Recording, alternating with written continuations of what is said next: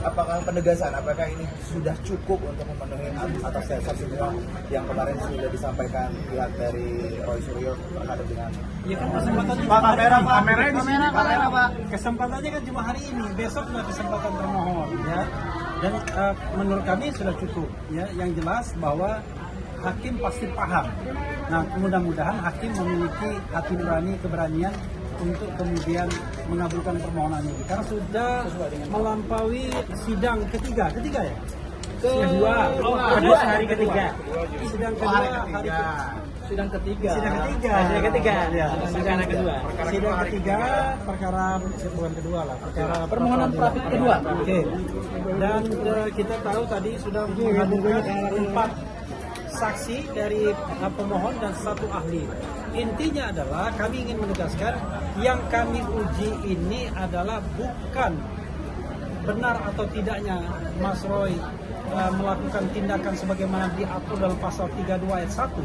Karena benar dan tidak itu adalah materi pokok perkara. Yang kami masalahkan ini adalah apakah penetapan Mas Roy sebagai tersangka itu memenuhi bukti permulaan minimal 2 alat bukti. Dan itu haruslah bukti yang berkualitas meliputi saksi, ahli, surat atau kombinasi di antara ketiga ini. Nah, inilah yang kemudian sepanjang hari kami mengkonfirmasi kepada saksi-saksi kami, apakah Anda melihat pemohon dalam hal ini Mas Roy melakukan pencurian, melakukan peretasan, nyolong harddisk, kemudian merusak dokumen Pak Jokowi atau dokumen Dian Sandi dan lain sebagainya, yang semuanya dikatakan tidak. Dari fakta persidangan kita bisa melihat bahwa satu, ya, bahwa dokumen itu pastilah bukan dokumennya Pak Jokowi, itu jelas kan. Dokumen itu dokumen yang tidak rusak, masih bisa diakses.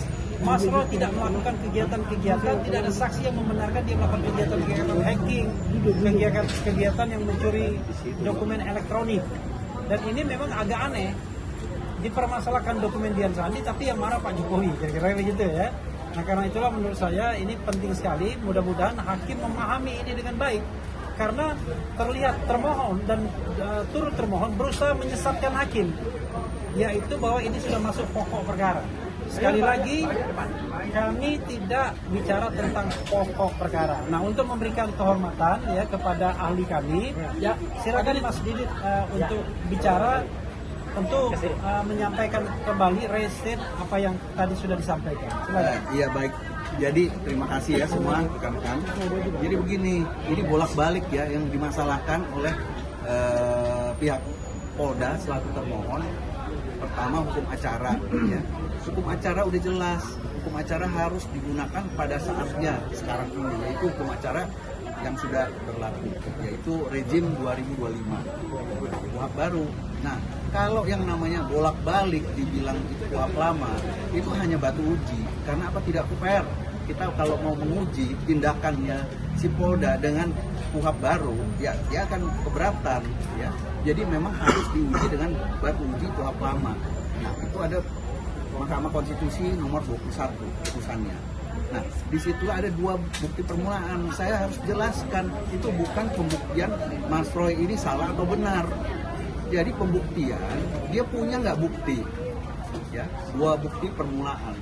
Jadi kalau perbuatan Mas Roy ini adalah dikatakan mencuri, ya, tapi jangan dia harus ada bukti-bukti itu yang mencuri. Jangan dia buktinya cuma mencemarkan nama baik, ya kan? Atau dikenakan pasal pembunuhan, bukti-buktinya tidak ada yang melihat dia membunuh, tidak ada bukti-bukti. Misalnya pisau, parang dan sebagainya, itu yang saya jelaskan. Jadi nggak bisa.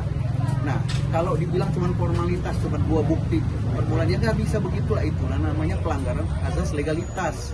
Yaitu apa? Ada orang salah dituntut, disangka oleh pasal yang salah, didakwa, kemudian dihukum, ya setelah dituntut.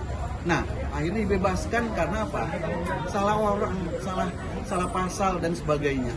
Dia tidak melakukan pembunuhan, itu kan sama aja. Gitu. Jadi itulah yang kita jaga. Jangan sampai ada pelanggaran-pelanggaran azas legalitas. Orang tidak melakukan perbuatan tersebut, dia didakwa dan dihukum menjadi melanggar pasal tersebut. Ya. Kita jadi azas legalitas bukan berarti oke, aturannya belum ada, tapi orang tersebut tidak melakukan, tetapi dia dituduh dengan pasal tersebut. Ya, demikian. Jadi itu yang kita harus jaga. Terima kasih. Pak, mau nanya penegasan Pak, bagaimana hari ini kan dihadirkan 3 orang saksi dan 4 orang ya sama 1 ahli kan. Artinya apakah penegasan, apakah ini sudah cukup untuk memenuhi atas dasar semua yang kemarin sudah disampaikan pihak dari Roy Suryo terhadap dengan Ya kan kesempatannya Pak, cuma hari kamera, ini. Pak, kamera di sini, kamera, Pak. Kesempatannya kan cuma hari ini, besok nggak kesempatan termohon ya. Dan menurut kami sudah cukup ya. Yang jelas bahwa hakim pasti paham. Nah, mudah-mudahan hakim memiliki hati nurani, keberanian untuk kemudian mengabulkan permohonan ini. Karena sudah jelas dari sisi rasionalitas saja ya, tiba-tiba kasus fitnah pencemaran nama baik lompat pada Undang-Undang ITE dengan ancaman hukuman 8 sampai 12 tahun penjara. Nah, yang kami tengarai tanpa fakta dan peristiwa di laporan polisinya dan tanpa adanya bukti permulaan yang cukup. Nah, itu yang kita persoalkan. Bagaimana orang disangka dan kemudian didakwa tanpa bukti permulaan yang cukup? Karena itu adalah kezaliman. Karena ketika orang menjadi terdakwa, jelas saja dia sudah mengalami sebuah proses yang tidak mengenakan karena dijadikan terlapor, tersangka, kemudian terdakwa, habis waktunya. Padahal perbuatan itu sama sekali tidak dilakukan, sama sekali tidak ada buktinya, sama sekali tidak ada saksinya, dan tidak ada keterangan ahli yang memperkuatnya. Kita belum bicara benar dan salahnya, tapi baru bicara tentang prasyarat. Jadi pre-requirement-nya itu sudah tidak memenuhi syarat. Itu ya. Tapi kawan-kawan sekalian, saya ingin memberikan kesempatan kepada Michael Sinaga. Ini saksi kita. Michael ini YouTube-nya itu salah satu dijadikan barang bukti untuk Mas Roy yang katanya ngaprak-ngaprak dokumen dengan error level analysis. Tapi tadi dia sudah menerangkan bahwa apakah ada terbukti terkait dengan pasal 32 ayat 1 ketika ditanya oleh penyidik Polda Metro Jaya. Silakan Michael disampaikan kembali. Oke. Iya, mungkin dari saya begini Pak. Bang. Oh iya. Tutup semua jadinya. Tapi nggak apa-apa. Gede banget. Iya. Jadi sekarang kan dipersoalkan lagi, di mana waktu itu saya dilaporkan oleh Pak Jokowi bersama Pak Roy Suryo. Kami dilaporkan dengan barang bukti video yang tadi kita sudah saksikan bersama-sama ya, sudah ditayangkan. Nah, yang saya bingung, kenapa di sini ada pasal yang menyatakan mengubah, menyembunyikan dan lain-lain, merusak dan ya pasal 32 itu. Karena yang kami lakukan di situ adalah mendiskusikan. Barang itu ditemukan di Twitternya Dian Sandi dan Twitter itu bisa diakses oleh siapa saja. Jadi itu bukan mengambil dari komputernya Dian Sandi, bukan mengambil dari komputernya Jokowi, gitu loh. Dan soal ijazah yang analog, ijazah yang fisik, kami semua tidak ada yang pernah melihat, ya. Yang pernah melihat itu hanya waktu digelar perkara khusus ya Pak ya, hanya digelar perkara khusus.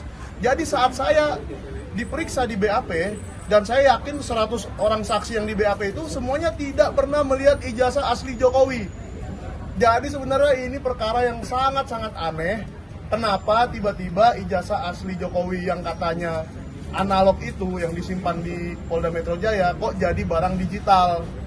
Nah, kalau sekarang saya memfoto Anda, apakah muka Anda itu jadi dokumen digital? Kan tidak begitu cara berpikirnya. Jadi, tolonglah diskusi-diskusi akademik, diskusi-diskusi ilmiah seperti yang saya lakukan dengan Pak Roy Suryo, jangan dikriminalisasi. Yes. Ya, tolong jangan dikriminalisasi lagi. Ini cukup, ini yang terakhir. Terima Mas kasih. Refli, sedikit mungkin bisa dijelaskan kapasitas dari Krisnamurti sebagai saksi itu bagaimana? Dia saksi yang diperiksa, dipanggil kan. Jadi dari 4 saksi, ya, dari 4 saksi yang kita ajukan itu adalah saksi yang memang dipanggil. barang bukti yang dihadirkan hari ini itu apa saja? Iya, Dan ada kemudian, ada video, ada 5 video, kemudian 1 link videonya apa saja Mas, boleh di detail? Ya, Videonya apa saja yang kita videonya yang apa? selain Ya, dari YouTube. Ya, videonya adalah podcast bersama Mas Roy dan Ya. Michael Sinaga. Oke, itu di kemudian Santana juga Podcast, ya. di Santana Podcast. Biar Kemudian terkenal juga Santananya. ada video dari Langkah Update. Ya.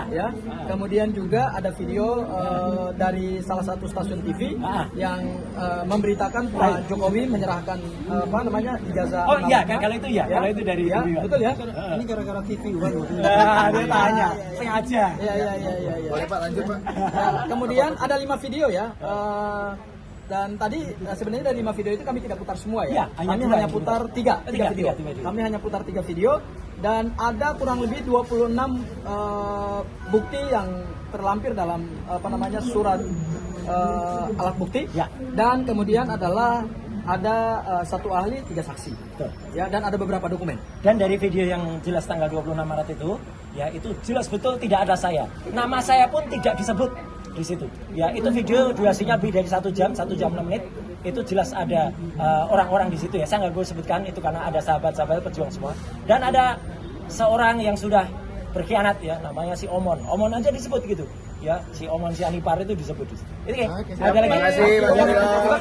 Oke, terima kasih semuanya. Assalamualaikum. Subscribe, share, like, and comment. Subscribe, share, like, and comment. Subscribe, share, like, and comment. Subscribe, share, like, and comment. Subscribe, share, like, and comment.